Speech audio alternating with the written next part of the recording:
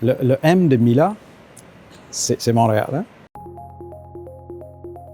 Pour moi, Yoshua est un chercheur inhabituel, pas juste par le sujet, mais par sa conscience sociale. De s'assurer que l'application de ses recherches soit utile à toute la société, grâce à sa science, mais grâce aussi à son côté humaniste. Les progrès technologiques, mais en particulier en intelligence artificielle, ça nous donne une opportunité incroyable. On a une masse critique de chercheurs qui est unique au monde dans ce domaine et on a la possibilité de devenir un leader économique.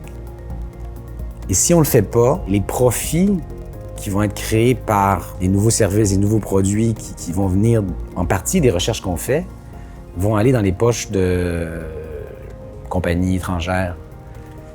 Ça serait dommage de manquer cette opportunité. Je suis arrivé au milieu de la crise de verglas et c'est Yoshua qui est venu me chercher à l'aéroport. Il m'a écrit la veille, je ne sais pas si je vais pouvoir venir te chercher, il y a un arbre qui vient de tomber sur ma voiture. Pendant des années, il y a de nombreux de nos étudiants, une fois qu'ils avaient leur doctorat, ils partaient. En Californie, ils partaient.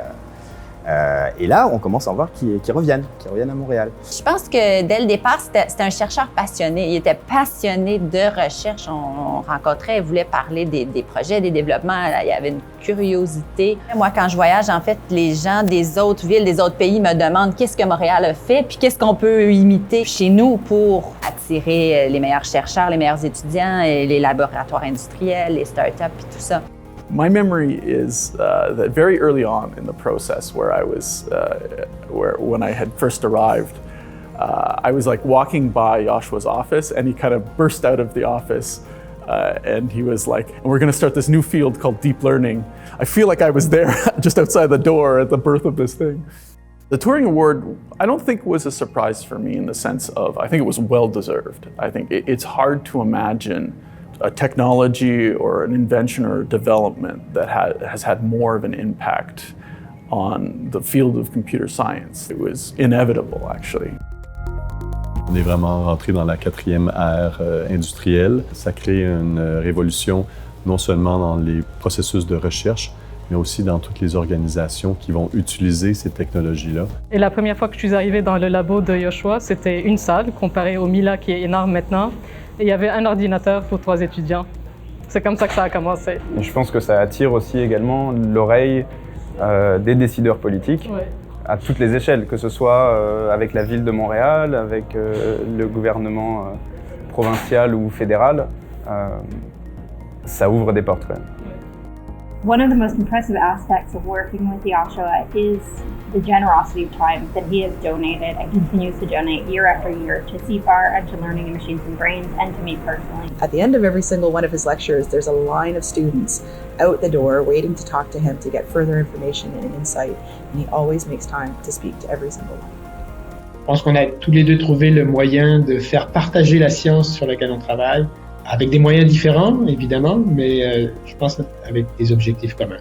Bien sûr, quand on demande à Yoshua, il dira que c'est plutôt le début, et je pense qu'il a raison. You know, when you receive a prize, the first thing that comes, maybe after the joy, is a gratitude. Of course, for Jeff Hinton and Yann Lecan, who have been my partners in crime, and for so many years, my friends, collaborators, mentors. There's a whole community, all of my students, the researchers I've worked with, they're really the ones who did the work. It's a collective effort. It's many people working together, each doing a little bit in building a big cathedral. I want to also thank the people who are moving forward with us in this project of making Mila and Montreal a hub for AI. That means people who may not be scientists but really want to be part of this, and they might be in business, they might be educators, they might be in government, and I have a lot of gratitude for all of those already who have believed in this dream and are making it happen. So thank you.